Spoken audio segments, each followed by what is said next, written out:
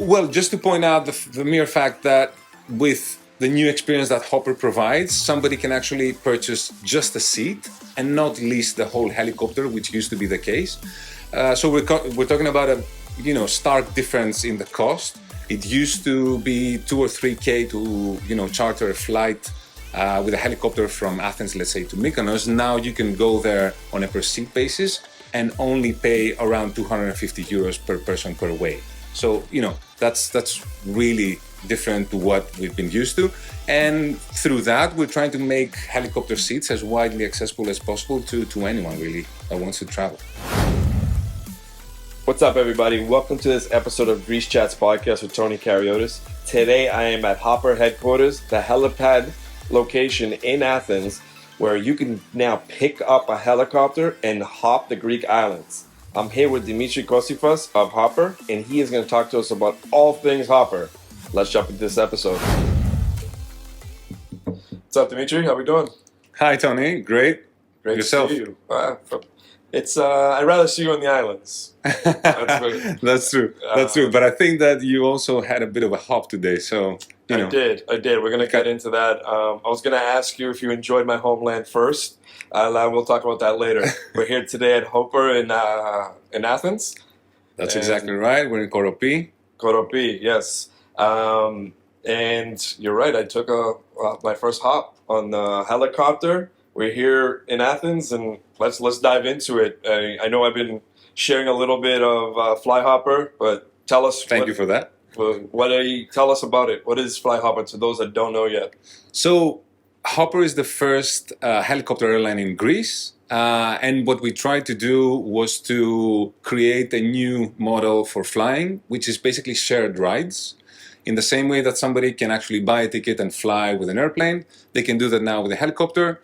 And through that, we connect Athens to a bunch of destinations, 12 in total right now, mostly to the Cyclades, but also to, harder to reach islands like Patmos, Spetses, and what have you. So today I took the ride from here in Koropi to Kea. How was that? I know some Greeks call it Tsea, so is it Tsea or is it Kea? Kea or Gia, but... Yeah, so both work. It was interesting. So I've never been on a helicopter. So I was a little bit, I was anxious, excited, nervous, all of the above the last couple of days, knowing I got to do this today. But when I got here, I saw the pilot showed up. Everything I was very calm. We got on. The first second, or it just goes, was a little bit all right, we're rolling. A bit of a thrill. And then that first turbulent shake, but the pilot, she was great. She goes, don't worry, it's just turbulence, just like in an airplane. And then it was pretty cool. The scenery, you could see, we flew all the way down towards Lavrio, crossed over to Mykonos, right, and then to Kea, and then flying over the water was really, really neat. Mind you, today I think it was 4 or 5 before the wind. So was this considered? How was that? It wasn't that. For a first flight, I didn't think it was terrible. Okay. I thought it was enjoyable. Probably 4 or 5 times it shook you to the point where it's your first time though. The real question is, on the way back, was your mind far more relaxed, enjoying the scenery and everything? Yeah. Because that was my experience when I first got it. Going there, it was all new. I was trying to get some content. And on the ride back, I'm like, you know what? I'm just going to go on Instagram Live. And I wasn't even focused on the flight anymore for the first 5 minutes. And I saw people were commenting, oh, this is awesome. We were waiting for this because I said in the beginning of the summer, one day I'm going to take the helicopter ride. And I let it run for about the first 7 minutes. And then I enjoyed the last 8 minutes. Perfect. Well, it's a short ride, for 18 minutes. But once you get back over the land, you start feeling the shakiness again. As we're passing one of the villages, you see the power lines. I'm like, are we too close? So here's what happens, at least from what I'm being told, because I'm not a pilot myself. Essentially, when you have difference in altitude on the terrain, that's when you get some turbulence, even though it's very light. So most of the trip, 80 or 90% of the trip between Athens and any island is over water, right? And that's very flat, so there you don't have... and that's what I was anticipating. And right away the pilot was telling me, just expect it now, don't expect it there, we'll be fine over the water. And she said this was moderate, so there's worse and there's smoother days. And I think having 4 people in it helped, she said, on the turbulence too. Okay. The heavier, the better.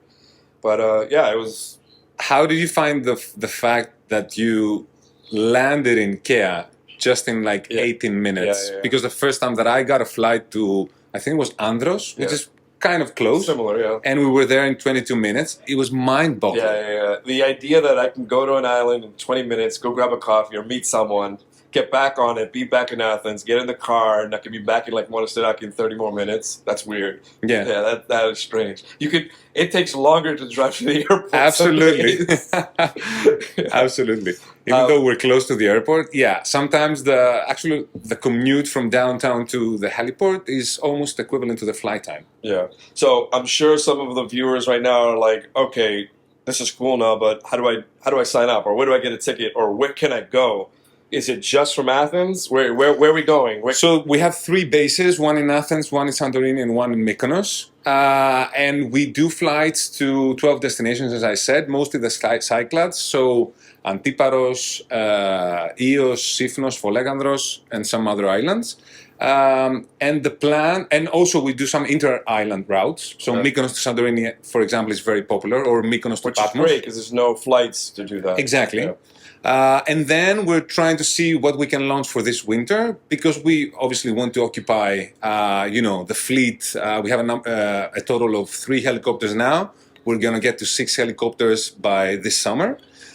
So we want to operate throughout the winter months, not only for the islands, because we do that on a daily basis, but also launch some winter destinations on the mainland. Okay. So that's the plan. Okay. I can hear the sound outside. It's a helicopter starting up, right? Yeah. Absolutely. Somebody's taking off. At first, it's a thrilling sound. It's exciting. It's pretty cool. And especially, and one other cool experience I noticed when we got to Kea was the helipad was elevated there. So you're flying at X amount, and once you get there, you don't have to descend that much. Yeah. It's one of the most picturesque heliports, at least, from my experience. I really love the way that you descend on that. And even though it's kind of on a hill and kind of remote, we try to provide the whole service of like a ground transfer in case you need one to get to your hotel or wherever, which I think also adds to the whole experience of the transportation, because, essentially that's what we're in. We're trying to save people time and make them go to their destination as fast as possible. And how far out can someone book a flight? So right now, all of our flights between now and June are on the website, flyhopper.com, and we're soon going to be adding the summer routes as well. Okay. So essentially, it's as simple as go to flyhopper.com, pick the island you want to go to, where you want to start, the date, buy a ticket, and just show up. Absolutely. It's pretty simple. It's like buying a ferry ticket. Without the hassle of having to wait there, like to board. I mean, I think that's the simplicity and the beauty of it, is that you get to the heliport, in a matter of 5 minutes, you hop on the heli. After a brief safety, some safety guidelines that we provide, and then you're off. Yeah. And the same happens when you actually reach the island, because, the minute you're off the heli, you just have to get your luggage. Ground transfer is waiting there for you, or relatives, what have you, and then just like out of a movie where people get off the helicopters, they get into the limousines or the fancy cars, and they're off their way. No, but you're right. Coming here was different, significantly different than going anywhere else. Like, you enter this parking lot. When I got here, there was no one here, and so there's probably like 2-3 people, and it just feels like you're doing something exclusive and private, which is really, really neat. Absolutely. Well, we try to make it as seamless as possible. Both, the pre-flight as well as the on-flight experience. I think that it's important for us to make sure that, you feel at ease, everything runs smoothly, it's a simple process. We don't even have a check-in. Like, check-in is automatically happening in the background. You just get a notification, and that's it. Awesome. Is there anything that you may have left out you want to share with the listeners? Well, just to point out the mere fact that with the new experience that Hopper provides, somebody can actually purchase just a seat and not lease the whole helicopter, which used to be the case. So we're talking about a stark difference in the cost. It used to be 2 or 3K to charter a flight with a helicopter from Athens, let's say, to Mykonos. Now you can go there on a per seat basis. Well, we're happy to have so far travelers and passengers from a few different countries. I think 45% of our passengers in the last summer were from abroad. Top country, the US. Okay. You might want to hear. Shout out to But, we're welcoming everyone here, and, we're hoping that everybody gets to experience this kind of an innovative experience and, making helicopter seats as widely accessible as possible. It's really awesome. I love the product. You guys see, I always share Flyhopper, and I've shared a bunch of content from my flight, but if you haven't seen it, just go back to my page. You'll see it's flying across the sea. We did some videos standing outside the helicopter, so you can see the size of the helicopter. And yeah, you feel definitely comfortable when you come here and you see the pilots. They come introduce themselves, and everyone gets on, and it's like the pareja for the day. Yeah, That's good. Yeah. Awesome. Yeah, just give the website one more time so they know where to sign up. Flyhopper.com. Flyhopper. You go on the website, you buy a seat, not the whole helicopter, which is a difference in the price. We're talking about a median price of 250 euros per way per person. And then you're off. You can even buy your ticket for the same day. It's amazing. You heard it here. Thank you, Dimitri. Thank you, man. It's always good to see you, and hopefully we'll hop to an island again one of these days. Cool, let's do it. Awesome. Thank you guys for listening to Greece Chat's podcast with Tony Kariotis, and this was Flyhopper. Go to FLYHOPER.com and book your flight, basically a private helicopter ride to a Greek island. There you go. You can hop around. We'll talk to you guys in the next episode. See ya.